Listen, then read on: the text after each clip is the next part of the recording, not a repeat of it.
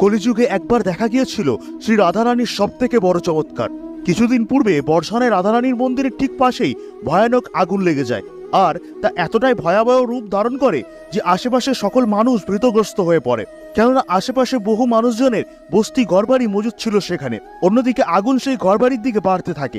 মন্দিরে উপস্থিত সকলে সাধ্যমতো আগুন নেভানোর চেষ্টা করতে থাকে, কিন্তু তা এতটাই প্রচন্ড ছিল যে নেভানো সম্ভব হচ্ছিল না।